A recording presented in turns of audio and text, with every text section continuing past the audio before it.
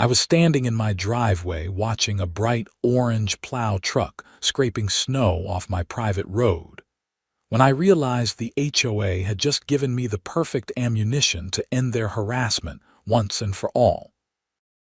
My name is Paul Anderson, and I bought my property 3 years ago in rural Montana, about 15 miles outside of Billings. The house came with 40 acres of beautiful land, a winding private road that stretched nearly half a mile from the county road to my front door, and most importantly, complete independence from the housing development that had sprouted up about a quarter-mile down the main road. The Valley Ridge Estates development was one of those cookie-cutter suburban nightmares where every house looked identical, and the HOA treated grown adults like children who couldn't be trusted to paint their own mailboxes. When I bought my property, I made absolutely certain that my land was not part of their HOA. My lawyer triple-checked every document, every deed, every survey marker. My property predated their development by about 60 years. The original farmhouse had been built in 1958, and I was only the fourth owner. The development went up in 2018, and apparently they had been trying to expand their territory ever since. The problem started small about 6 months ago. I received a letter in my mailbox on a Tuesday afternoon in October. The envelope had the Valley Ridge Estates HOA logo printed on it, which immediately made me suspicious since I had nothing to do with them. I opened it while standing next to my truck, still holding my keys from getting home from work. The letter informed me that my fence violation needed to be corrected within 30 days. I looked up at my split-rail fence that ran along the front of my property, the same fence that had been there since at least the 1970s based on county records. According to the letter, the fence did not meet HOA standards and needed to be replaced with approved materials from their list of vendors. I crumpled the letter and tossed it in my recycling bin. They had no authority over my property, so I figured that would be the end of it. I was wrong. 2 weeks later, another letter arrived. This one was more aggressive in tone, stating that I had failed to respond to their initial notice, and that fines would begin accruing at $50 per day if I did not comply. The letter was signed by Patricia Newberry, HOA president, and included her phone number with a note that I should call her immediately to discuss my continued violations. I did call her, but not for the reason she expected. Valley Ridge HOA, this is Patricia speaking. Her voice was clipped and professional, the kind of tone that suggested she considered herself very important. Hi Patricia, this is Paul Anderson. I received a letter about a fence violation and I need to clarify something for you. Oh yes, Mr. Anderson. We have been trying to reach you about multiple issues with your property. The fence is just one of several violations we have documented. That's interesting, I said, keeping my voice calm, because my property is not part of your HOA. I am not a member. I have never been a member and I never will be a member. There was a brief pause on the other end of the line. Mr. Anderson, your property is located within the Valley Ridge area, which means you fall under our jurisdiction. No, Patricia, it does not. My property was deeded in 1958. Your development did not exist until 2018. My land has never been part of your association, and you have no legal authority over anything I do on my property.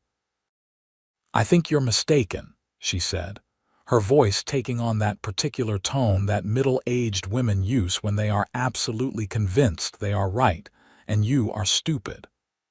All properties in this area fall under HOA regulations. It was part of the county zoning changes. Show me the documentation, I said, because my lawyer reviewed every single document before I purchased this property, and nowhere does it mention your HOA. Mr. Anderson, I do not appreciate your confrontational attitude. We are simply trying to maintain property values for everyone in the community. I am not part of your community, I repeated. Stop sending me letters and do not contact me again about HOA matters that do not apply to me. I hung up before she could respond. I thought that would be the end of it. Again, I was wrong. The letters kept coming. Every 2 weeks, like clockwork, another violation notice would appear in my mailbox. My grass was too long. My truck was parked in my driveway overnight instead of in the garage. I had firewood stacked on my property in a manner that was unsightly. Each letter threatened fines, legal action, and even liens against my property. I documented everything. I took photos of every letter, scanned them into my computer, and organized them in a folder. I also reached out to my lawyer, Ben Crawford, who had handled my property purchase. They cannot do any of this, Ben told me during a phone call in early November. You are not part of their HOA. They have zero authority over your property. The fact that they keep sending these letters could actually be considered harassment. So what should I do? For now, keep documenting. If they actually try to place a lien or take legal action, we will respond aggressively. But I am guessing they are just trying to bully you into compliance. They probably pull this with everyone in the area. Should I send them a cease and desist? Not yet. Let them keep digging their own hole. If this escalates, their own documentation of harassment will work in our favor. So I waited and watched. The letters continued through November and into December. Then came the first snowfall. Montana winters are no joke. We get serious snow, the kind that requires actual preparation and proper equipment. I had a snow blower for the area immediately around my house and a small plow attachment for my ATV to clear my long driveway when needed. The county handled the main roads, and I handled my private road. That was the arrangement, and it had worked fine for decades before I bought the place. On a Friday morning in mid-December, I woke up to about 8 inches of fresh snow. It was still coming down steadily, big fat flakes that the weather service said would continue through the afternoon. I made coffee, had breakfast, and waited for the snow to stop before I would go out and clear my driveway. There was no point in plowing while it was still snowing heavily. Around 2 in the afternoon, I heard the rumble of a large truck coming up my road. I looked out the window and saw a big orange plow truck with Mountain Valley Snow Services printed on the side. The truck was plowing my private road, pushing snow into neat banks on either side. I pulled on my boots and coat and walked outside. The plow truck was working its way back down toward the county road, having apparently plowed all the way up to my house.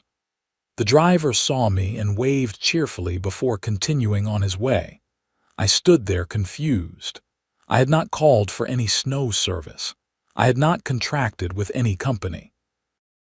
Yet someone had just plowed my entire private road without my authorization. I went back inside and called Mountain Valley Snow Services. A woman answered on the second ring. "Hi, I just had one of your trucks plow my driveway, but I did not request this service," I said. "What is your address, sir?" I gave her my address and waited while she looked it up in her system. "Oh yes, that service is covered under the Valley Ridge HOA contract. They have us handling all snow removal for the area this winter." My stomach dropped. My property is not part of the Valley Ridge HOA. I am not a member.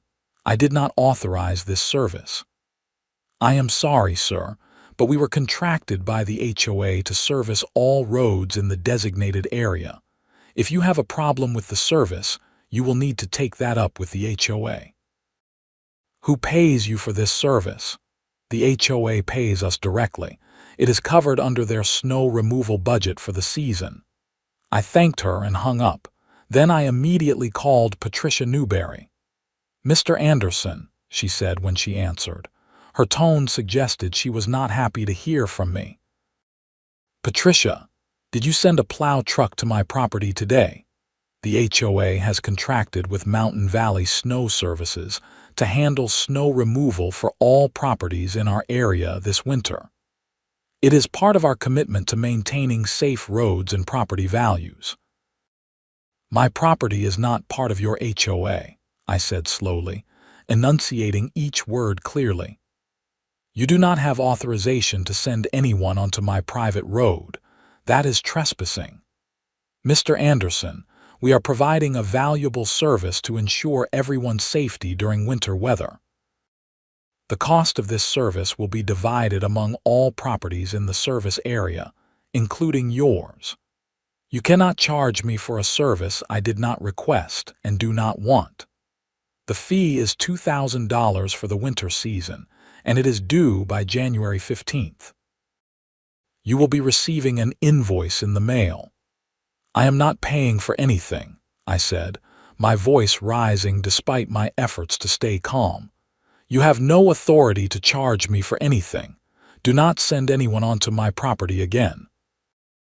If you refuse to pay your portion of the snow removal fees, we will have no choice but to add fines and eventually place a lien on your property.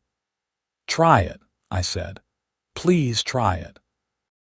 I would love to see you explain to a judge how you have the authority to place a lien on a property that is not part of your HOA. Your hostile attitude is noted, Mr. Anderson. This will be included in our documentation of your ongoing violations. She hung up before I could respond. I immediately called Ben Crawford again and explained what had happened. This is good, Ben said, and I could hear the smile in his voice. How is this good? They are trespassing on my property and trying to charge me for it. It is good because they are committing actionable offenses now. Before, they were just sending you annoying letters. Now they are actually trespassing, performing unauthorized work on your property, and attempting to charge you for services you did not contract. This gives us multiple causes of action. So what do I do? Document everything. Take photos of the plow truck if it comes back. Record the dates and times. Save every piece of correspondence. If they send you an invoice, keep it. Do not pay it, obviously, but keep it as evidence.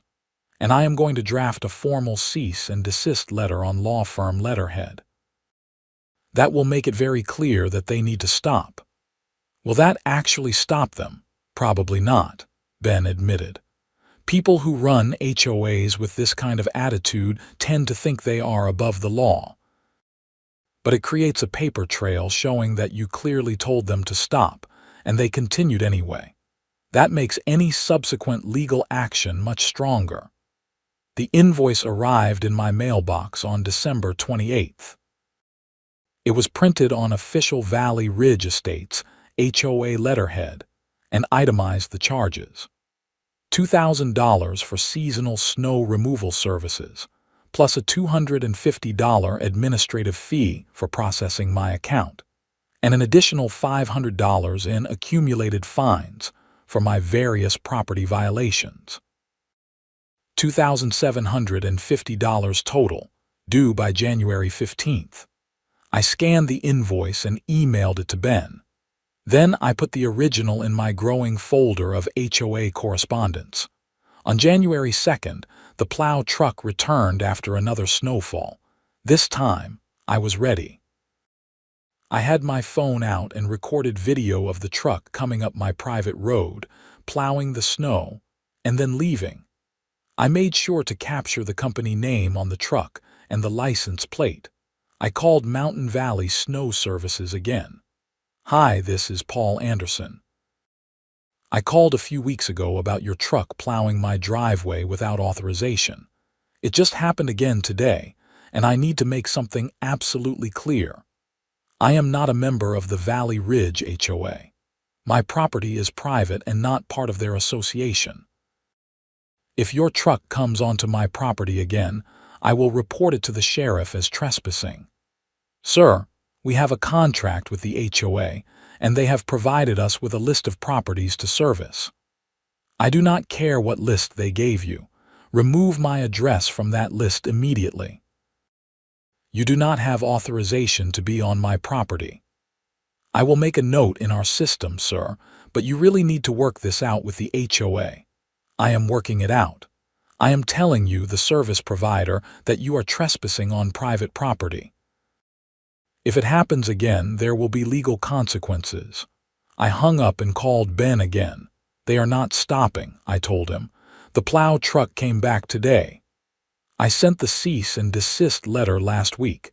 They should have received it by now. The fact that they are continuing this behavior is actually helpful for building a harassment case. When do we take this to court? Let us see if they actually try to enforce their fake invoice first. If they attempt to place a lien on your property or take any other legal action, we will respond with a countersuit for harassment, trespassing, and whatever else we can throw at them. The goal is to make this expensive and painful enough that they never bother you again. January 15th came and went. I did not pay the invoice, obviously. On January 22nd, I received another letter from the HOA. This one informed me that my account was past due and that late fees of $25 per day were now being added. If I did not pay the full amount, including late fees, by February 1st, they would begin lien proceedings against my property. I scanned the letter and sent it to Ben. "Perfect," he wrote back.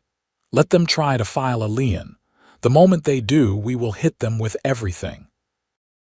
But the plow truck kept coming. Every single time it snowed, which in Montana in January and February was often, the orange truck would rumble up my private road and clear the snow. I documented every occurrence with photos and videos. I kept a detailed log with dates, times, and descriptions of each incident. I also called Mountain Valley Snow Services after each occurrence, making it clear that they were trespassing. The person answering the phone started recognizing my voice. "Mr. Anderson, we have noted your complaints, but we cannot breach our contract with the HOA. Then you are choosing to commit trespassing. I want that to be very clear. Every time you send a truck onto my property, you are knowingly trespassing after being explicitly told not to." On February 3rd, another letter arrived. This one stated that lien proceedings had been initiated and that I would be receiving official documentation from their attorney. The letter also mentioned that all legal fees incurred by the HOA would be added to my outstanding balance, which now totaled over $3,500 with late fees. "This is it," Ben said when I called him. "They have officially crossed the line from harassment into fraudulent legal action. I am going to prepare a lawsuit. We are going to sue them for harassment, trespassing, attempted fraud, and whatever else I can make stick. This is going to be a very expensive lesson for them." How long will this take? Court cases always take longer than you want, but I can probably get a preliminary injunction within a few weeks that will force them to stop all contact with you. The actual trial will take months, but in the end, I am confident we will win and you will likely be awarded damages.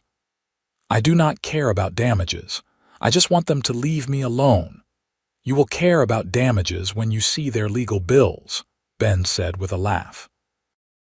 Trust me, we are going to make them regret ever sending you that first letter. He filed the lawsuit on February 10th. I was suing the Valley Ridge Estates, HOA, Patricia Newberry personally in her capacity as HOA president, and Mountain Valley Snow Services for their role in the ongoing trespassing. The lawsuit outlined everything. The repeated violation notices for a property not in their jurisdiction, the unauthorized snow removal services, the fraudulent invoice, the threats of liens, and the complete disregard for multiple cease and desist requests. Ben included copies of every letter, every email, my video recordings of the plow trucks, and my detailed logs of every incident. I was asking for $25,000 in damages for harassment and emotional distress, plus legal fees, plus a permanent injunction preventing the HOA from any further contact with me. The HOA was served with the lawsuit on February 14th. Valentine's Day. I thought that was fitting. Patricia Newberry called me on February 16th. Her tone was completely different from our previous conversations. "Mr. Anderson, I think there has been a terrible misunderstanding. I received some legal documents, and I would really like to resolve this matter without going to court." "You should speak to my attorney," I said. "I have nothing to say to you directly. I just think we can work this out as neighbors. Surely we can come to some reasonable agreement. You have been harassing me for months. You have trespassed on my property repeatedly. You have sent me fraudulent invoices and threatened illegal liens. There is nothing to work out. You will stop all contact with me. You will pay my legal fees, and you will compensate me for the time and stress you have caused. My attorney will handle all communication from this point forward." "Mr. Anderson, I was just trying to maintain community standards. I never meant for things to escalate like this. You were told, repeatedly and in writing, that you had no authority over my property. You ignored those requests and continued your harassment. You made your choices. Now you get to deal with the consequences." I hung up and immediately called Ben to tell him about the conversation. "Do not take any more calls from her," Ben advised. "All communication goes through me now. She's going to try to manipulate you into dropping the lawsuit because she knows they are going to lose badly." "I am not dropping anything." "Good. Let her panic. Let the whole HOA board panic. They brought this on themselves." The plow truck came one more time after the lawsuit was filed. It was February 18th, after another heavy snowfall. I was actually waiting for it. I had my camera ready, and I recorded the entire thing from the moment the truck turned onto my private road until it left. I immediately called Ben and sent him the video. "They are violating a pending lawsuit now," Ben said. "This is beyond stupid. I am going to file an emergency motion for a temporary restraining order. They have given us everything we need." The emergency hearing was scheduled for February 23rd. I took the day off work and met Ben at the Yellowstone County Courthouse in Billings. It was a cold Tuesday morning, and the courthouse was busy with various cases being heard. Patricia Newberry showed up with an attorney, a nervous-looking young man in an ill-fitting suit who kept checking his phone. Patricia was exactly what I expected. Mid-50s, blonde hair with dark roots, wearing a business-casual outfit that was trying too hard to look professional. She had that particular expression that certain middle-aged women get when they are used to being in charge and suddenly realize they might not be. We were in front of Judge Michael Harrigan, a stern-looking man in his 60s with gray hair and reading glasses perched on his nose. He reviewed the documents in front of him for several minutes before speaking. "Counselor," he said, addressing Ben, "walk me through the basis for this restraining order." Ben stood and presented our case efficiently.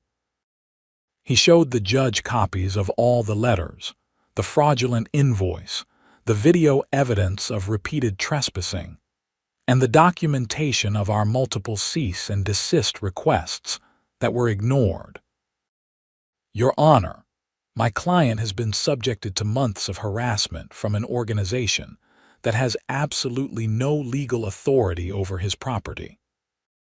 Despite being repeatedly informed in writing that they have no jurisdiction, the defendants have continued their harassment and have even escalated to providing unauthorized services and attempting to collect payment for those services. Most recently, even after being served with this lawsuit, they continued to trespass on my client's property. We are asking for an immediate temporary restraining order preventing any further contact or trespass. Judge Harrigan turned to Patricia's attorney. Counselor, what is your response? The young attorney stood up, tugging at his jacket. Your Honor, my client is the president of a homeowners association that is simply trying to maintain community standards and provide services to the residents in their area. There has been a misunderstanding about the boundaries of their jurisdiction, but there was certainly no intent to harass or trespass. A misunderstanding. Judge Harrigan looked down at the documents again. According to these exhibits, your client was informed in writing multiple times that the plaintiff's property is not part of their association. They were sent a formal cease and desist letter from an attorney. Yet they continued their actions. That does not sound like a misunderstanding. That sounds like willful disregard for clearly communicated boundaries. The attorney shifted uncomfortably. Your Honor, the HOA believed they had authority over all properties in the designated geographic area. Based on what legal authority? Where in the HOA's governing documents does it state that they have jurisdiction over properties that predate their existence and are not part of their recorded plat? I would need to review those documents more thoroughly, Your Honor. I suggest you do that, Judge Harrigan said dryly. In the meantime, I am granting the temporary restraining order. The defendant HOA and all associated parties are hereby prohibited from any contact with the plaintiff, from entering his property for any reason, and from attempting to collect any fees or place any liens. This order is effective immediately and will remain in place pending the outcome of the full trial. He looked directly at Patricia. Madam, do you understand this order? Patricia stood up. Your Honor, if I may explain. No, you may not. I asked if you understand the order. Yes or no? Yes, Your Honor. Good. Violating this order will result in contempt charges. Do you understand that as well? Yes, Your Honor. This hearing is concluded. We walked out of the courtroom and I felt a massive weight lift off my shoulders. Finally, someone in authority had told Patricia and her HOA to back off. That went well, Ben said as we stood in the courthouse hallway. Judge Harrigan does not tolerate this kind of overreach. We should be in good shape for the full trial. When will that happen? Probably not for several months. The court calendar is backed up, but the restraining order will keep them away from you in the meantime. I went home that afternoon feeling better than I had in months. The harassment was over. The HOA could not contact me, could not trespass on my property, could not do anything, or so I thought. The next snowfall came on March 1st. I was working from home that day, taking calls and answering emails from my home office. Around 11 in the morning, I heard the familiar rumble of a large truck. I looked out the window and felt my blood pressure spike. The orange plow truck was back. I grabbed my phone and started recording as the truck plowed up my private road. I could not believe what I was seeing. They had a restraining order from a judge, and they were violating it less than a week later. I called Ben immediately. They are back. The plow truck is on my property right now. Are you recording it? Yes, I am getting everything. Perfect. File a police report immediately. Then call me back. They just gave us contempt charges on a silver platter.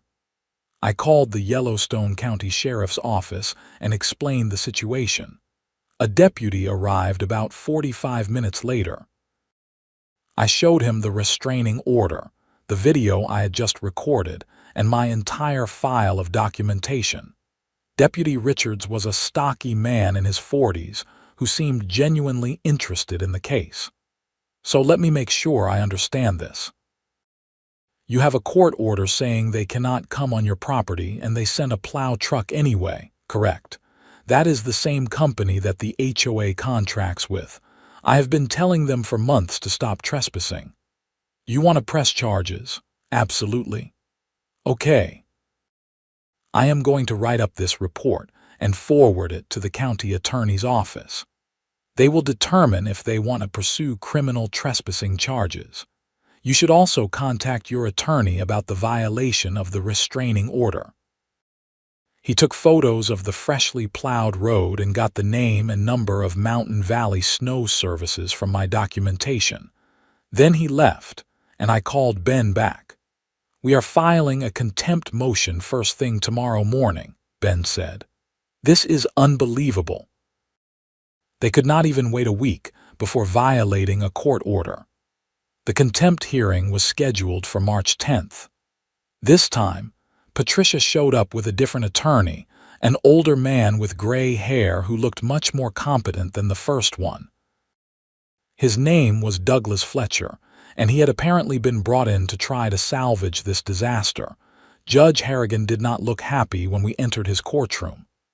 We are here regarding a contempt motion, he began.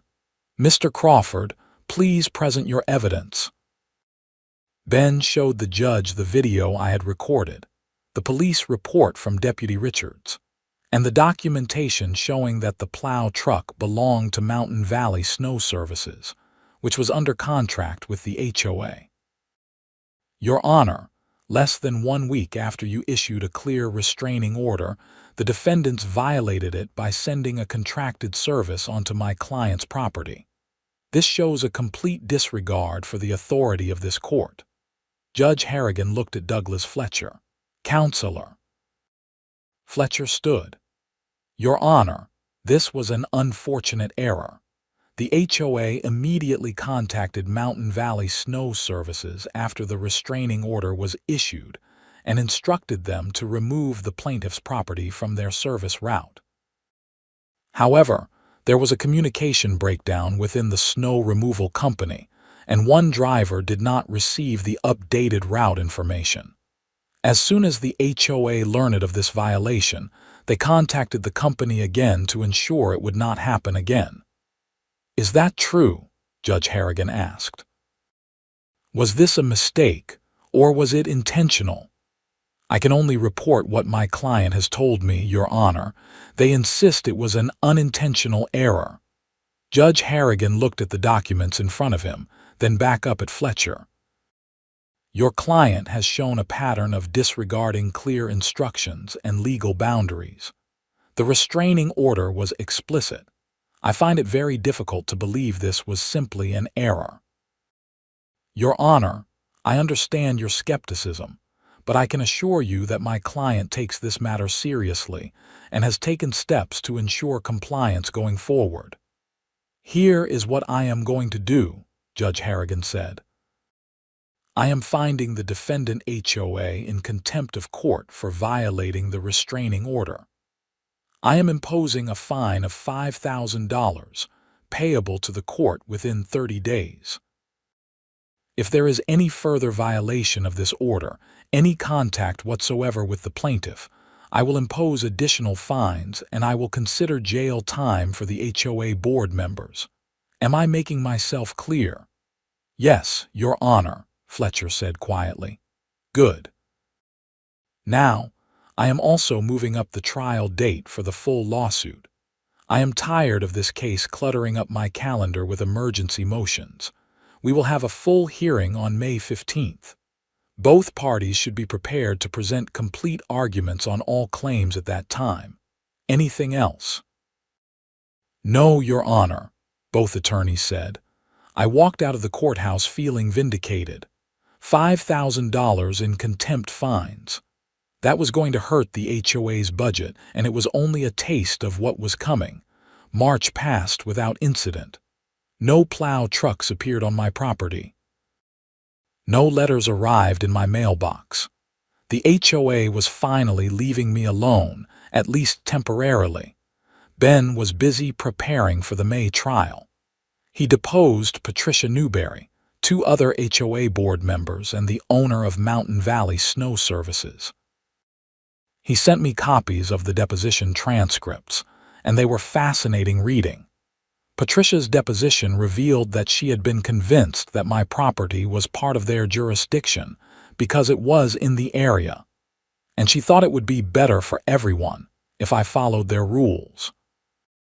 When Ben pressed her on what legal authority she had for this belief, she could not cite any. She just kept saying she thought it was the right thing to do. The owner of Mountain Valley Snow Services, a man named Gary Thompson, testified that Patricia had given him a list of addresses to service and that he had no reason to question it. He admitted that after I called to complain, he should have verified the HOA's authority before continuing service, but he had assumed the HOA knew what they were doing. The other board members, Janet Marshall and Donald Pine, both testified that they had raised concerns about whether the HOA actually had authority over my property, but Patricia had assured them it was fine. They had deferred to her judgment as president.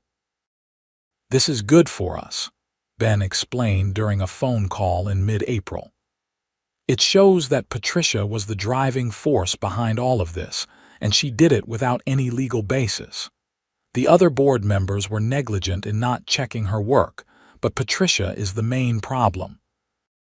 We can prove that she knowingly continued the harassment even after being corrected multiple times. So, what is the likely outcome? Best case scenario, the judge awards you damages, attorney fees, and makes the injunction permanent. Worst case scenario, the judge finds in your favor but reduces the damage amount. Either way, you win. The only question is how much. The trial was scheduled for May 15th at 9 in the morning. I took the day off work and put on my best suit. Ben met me at the courthouse at 8:30 and we went over our strategy one more time. "Just answer the questions honestly and clearly," Ben said. "Do not get emotional. Stick to the facts. We have all the evidence we need. This should be straightforward." We entered the courtroom at 8:50. Patricia was there with Douglas Fletcher and the other two board members. She looked tired and worried, which gave me a small sense of satisfaction. Judge Harrigan called the court to order at 9 sharp. "We are here for the case of Anderson versus Valley Ridge Estates HOA. Mr. Crawford, please present your opening statement." Ben stood and walked to the center of the courtroom. "Your Honor, this is a simple case about boundaries and authority. The plaintiff, Paul Anderson, owns property that predates the defendant's HOA and has never been part of it. Despite being informed of this fact repeatedly, both verbally and in writing, the defendants engaged in a months-long campaign of harassment, trespassing, and attempted fraud. They sent violation notices for a property they had no authority over.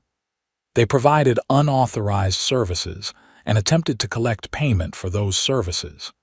They threatened illegal liens, and they continued this behavior even after being formally served with a lawsuit and a restraining order. We will show through documentation, video evidence, and testimony that the defendants knowingly disregarded clear legal boundaries and caused my client significant stress and expense. We are asking for damages, attorney fees, and a permanent injunction." Fletcher stood for his opening statement. "Your Honor, my client acknowledges that mistakes were made in this case. However, those mistakes were made in good faith while trying to maintain community standards and provide services to residents in their area. There was confusion about jurisdiction, and that confusion led to the unfortunate situation we find ourselves in today. My client has already paid $5,000 in contempt fines, and they have completely ceased all contact with the plaintiff. We believe that should be sufficient resolution to this matter. The trial proceeded efficiently. Ben called me to the stand first, and I walked through the entire timeline of events. I described buying the property, the first violation letter, the phone calls with Patricia, the unauthorized snow removal, the fraudulent invoices, and the repeated trespassing even after the restraining order. Fletcher cross-examined me, trying to suggest that I had been unreasonably hostile and uncooperative with the HOA. Mr. Anderson, is it true that you refused to discuss these matters with Mrs. Newberry when she tried to reach out to you? I had multiple discussions with Mrs. Newberry, I said calmly. In every discussion, I clearly explained that my property was not part of her HOA. She refused to accept that fact. But you could have been more cooperative in trying to resolve these misunderstandings, could you not? There was nothing to resolve. She was claiming authority she did not have over property she did not control. The correct response to being informed of that fact would have been to verify it and then stop. Instead, she escalated. Fletcher did not pursue that line of questioning further. Ben then called Patricia Newberry to the stand. She was sworn in and sat down, looking nervous. Mrs. Newberry, Ben began, when did you first become aware that Mr. Anderson's property was not part of your HOA? He mentioned it in a phone call last October, Patricia said quietly. And what did you do to verify that claim? I looked at a map of the area. His property is right next to our development, so I assumed it was part of our jurisdiction. Did you review the HOA's governing documents? Did you check the recorded plat? Did you look at property deeds? No, Patricia admitted. Why not? I thought he was just being difficult. A lot of homeowners do not like HOA rules, so they push back. I thought he was doing that.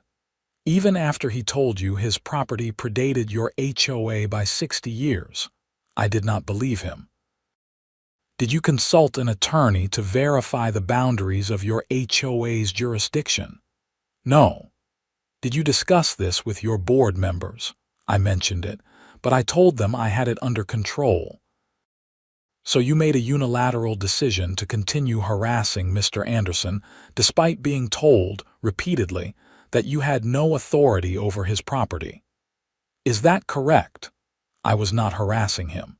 I was enforcing community standards.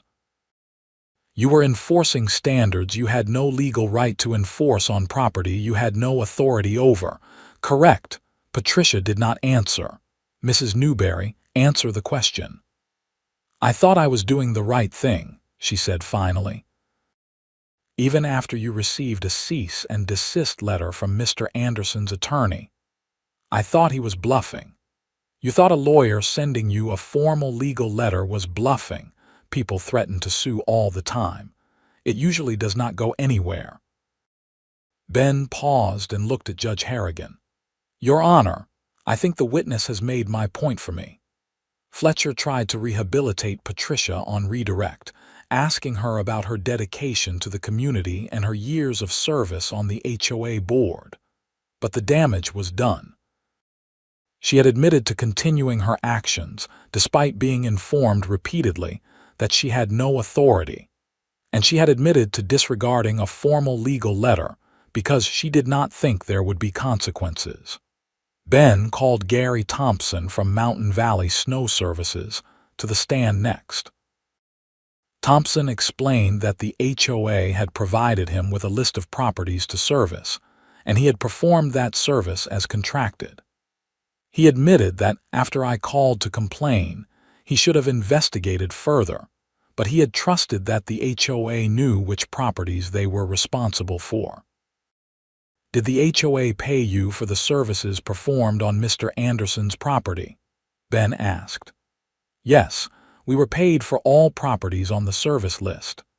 How much did you charge for Mr. Anderson's property specifically? Thompson consulted some paperwork.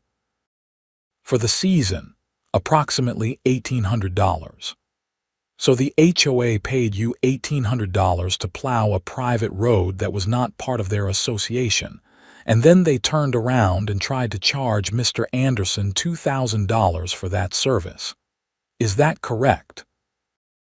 I cannot speak to what they charged their members, but yes, we were paid $1,800 for that property. After Thompson's testimony, both sides rested. Judge Harrigan took a 30-minute recess to review his notes and then called us back into the courtroom. "I am prepared to rule," he said. "I have reviewed all the evidence and testimony, and the facts are clear.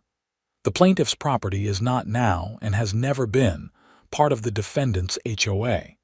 The defendant had no authority to send violation notices, provide services, or attempt to collect fees." Despite being informed of this fact repeatedly, the defendant continued their actions. This goes beyond a simple misunderstanding. This is willful harassment and attempted fraud. Patricia's face went pale. "I am ruling in favor of the plaintiff on all claims. The defendant will pay $15,000 in damages for harassment and emotional distress. The defendant will pay all of the plaintiff's attorney fees, which will be calculated and submitted within 30 days. I am issuing a permanent injunction prohibiting the defendant from any contact with the plaintiff or entry onto his property for any reason. This injunction is permanent and binding on the current HOA board and any future boards." Judge Harrigan looked directly at Patricia. "Mrs.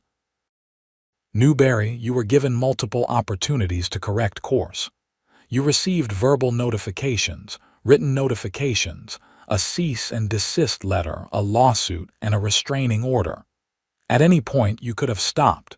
You could have consulted an attorney. You could have verified your authority. Instead, you chose to escalate. Your actions have cost your HOA thousands of dollars in fines, damages, and legal fees. I hope this serves as a lesson not just to you, but to every HOA board member who thinks they can bully people into compliance without legal authority." "Your Honor," Fletcher said, standing, "may I request a stay pending appeal? You may request it, but I am denying it.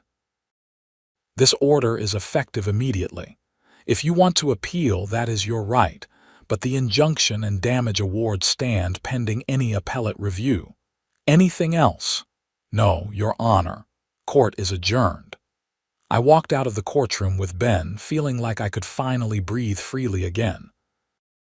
It was over. I had won. The HOA had to pay me $15,000 plus all my legal fees, and they could never contact me again. "How long before I actually see that money?" I asked Ben as we stood on the courthouse steps. "They have 30 days to pay the damage award. We will submit my fee calculation within a week, and then they will have 30 days to pay that as well. If they do not pay, we can begin collection proceedings, but most HOAs have insurance that will cover this. They will pay." "What are the chances they appeal?" "Slim." Judge Harrigan's ruling was thorough and well supported. An appellate court would almost certainly uphold it. Fletcher knows that. He might advise them to appeal just to delay payment, but it will not change the outcome. We shook hands and I drove home. The whole drive, I kept thinking about how absurd the entire situation had been. If Patricia had just stopped after that first phone call where I explained my property was not part of her HOA, none of this would have happened.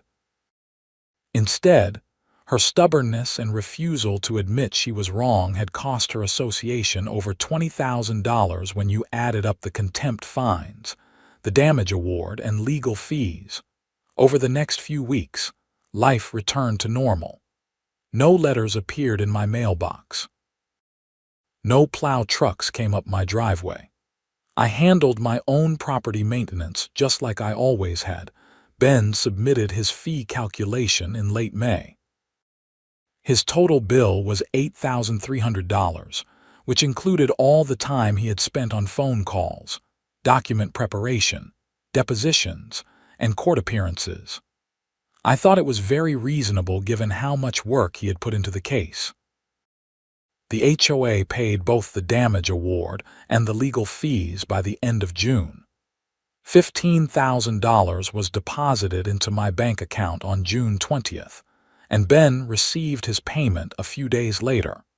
I used some of the money to upgrade my snow removal equipment. I bought a new, larger plow attachment for my ATV and a backup snow blower.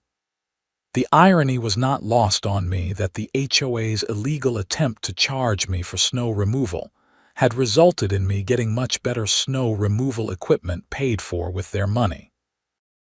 I never heard from Patricia Newberry again, which was exactly what I wanted. I did hear through some casual conversations at the hardware store in town that she had resigned as HOA president shortly after the trial. Apparently, there had been a lot of angry homeowners at the next board meeting demanding to know why their HOA fees had to be raised to cover the legal damages and fines.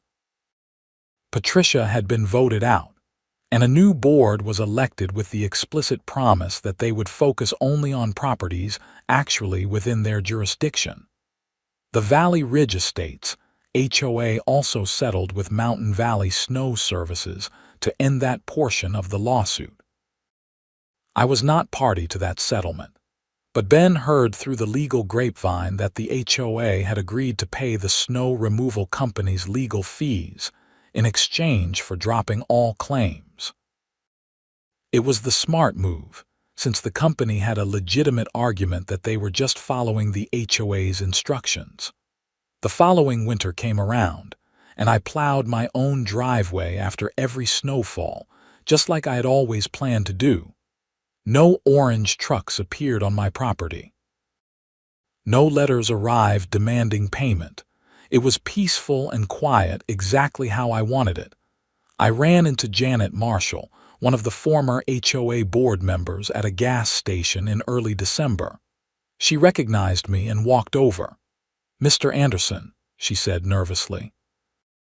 "I just wanted to apologize for everything that happened last year. I should have pushed back harder when Patricia insisted we had authority over your property. I did not realize how far she was taking things until it was too late." "I appreciate that," I said. "For what it is worth, I know you are not the one driving this. Patricia made her choices. She cost the HOA a lot of money. A lot of homeowners were really angry. Some people are still paying higher fees because of it. That is unfortunate, but it was necessary. She was not going to stop otherwise." "I know," Janet said. "I just wanted you to know that the new board is very careful about jurisdiction now. We do not send anything to anyone unless we are absolutely certain they are part of the HOA. We learned our lesson." "That is good to hear. I hope other HOAs learn from this too. I think the story has gotten around. I have heard people talking about it at HOA conferences. You are kind of famous in the HOA world now." I laughed. "I will take that as a compliment, I suppose." We said goodbye, and I never saw her again. But her comment about the story getting around made me happy. If even one other HOA backed off from harassing someone because they heard about what happened to Valley Ridge Estates, then maybe something good came from the whole ordeal. The permanent injunction remained in place, which meant that even if new people joined the HOA board in the future, they were legally prohibited from contacting me. Judge Harrigan's order was recorded with the county and attached to my property deed, so anyone who looked up my property would see it. It was permanent protection. I kept all the documentation from the case in a file in my home office. Every letter, every invoice, every court order, every piece of video evidence. I did not need it anymore, but I kept it anyway as a reminder of why it is important to stand up for your rights, even when someone in perceived authority tells you that you are wrong. My lawyer, Ben Crawford, still calls me every few months to check in and see how things are going. He likes to use my case as an example when he teaches seminars about property law and HOA boundaries. I gave him permission to share the details as long as he changes the names for privacy. "You did everything right," Ben told me during one of our catch-up calls. "You documented everything. You gave them multiple chances to correct course. You did not back down when they tried to bully you, and you had the patience to see it through to the end. A lot of people would have given up or just paid the fake invoice to make it go away. I was not going to let them get away with it, I said. Not because of the money, but because of the principle. They had no right to do what they did. Exactly. And now they know that.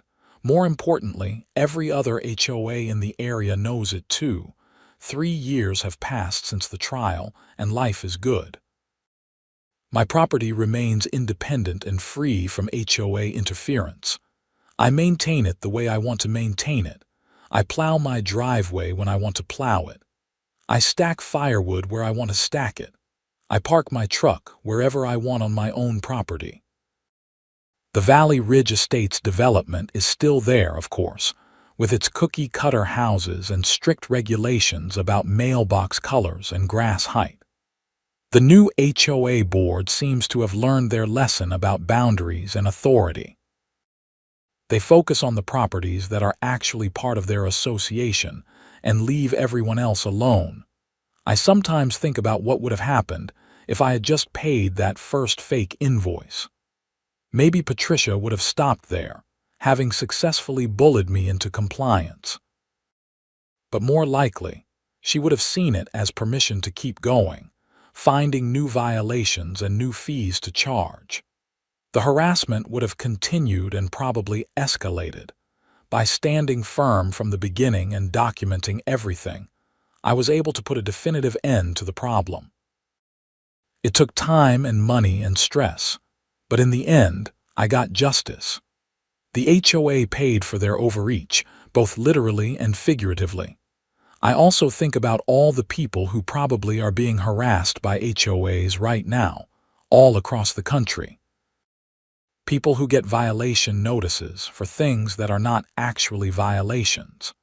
People who get charged fees they do not actually owe. People who are bullied by board members who think their authority is unlimited. My advice to anyone in that situation is the same advice my lawyer gave me. Document everything. Do not assume they will stop on their own. Do not assume they will be reasonable. Get everything in writing. Take photos and videos. Create a paper trail. And if necessary, hire a lawyer and fight back. HOAs exist to serve their members, not to rule over them. They have authority only within the boundaries defined by their governing documents and state law. When they step outside those boundaries, they need to be held accountable. Patricia Newberry learned that lesson the expensive way. I hope other HOA board members learn from her mistakes without having to repeat them. As for me, I am just glad to be left alone on my 40 acres with my private road and my independence. Every time it snows and I fire up my plow, I think about that orange truck that kept trespassing on my property. And then I smile, knowing that I will never see it again. The legal battle taught me a lot about persistence, documentation, and standing up for what is right. It also taught me that perceived authority without actual legal backing is just bullying in disguise. Real authority comes with real responsibilities and real limitations. Judge Harrigan's ruling made that crystal clear. His permanent injunction stands as a legal monument to the principle that property rights matter, that boundaries matter, and that no one, not even an HOA, is above the law. The $15,000 in damages sits in my savings account now, earning interest. I think of it as my HOA harassment compensation fund, though I hope I never need to use it for that purpose again. More likely, it will go towards some future property improvement. Another reminder that standing up for my rights was not just the right thing to do, but also the profitable thing to do. The county attorney's office did end up pursuing criminal trespassing charges against Mountain Valley Snow Services for their continued violations after being warned. The charges were eventually dropped as part of their settlement with the HOA, but it sent a clear message to every service company in the area. Verify your authority before entering private property, and do not assume your clients know what they are doing. Late at night, When the snow is falling heavy and quiet on my property, I sometimes stand at my window and watch it accumulate. I think about how something as simple as snow removal became the catalyst for a major legal battle. How Patricia Newberry's stubborn refusal to admit she was wrong cost her organization tens of thousands of dollars. But mostly, I just feel grateful. Grateful for a good lawyer who believed in my case. Grateful for a judge who saw through the HOA's excuses.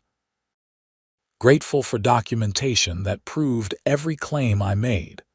And grateful for the courage to stand up and fight back when someone tried to take advantage of me. My private road remains mine.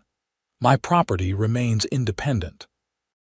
And the snow, when it comes, gets plowed on my schedule with my equipment at my discretion. That is how it should be, and that is how it will stay.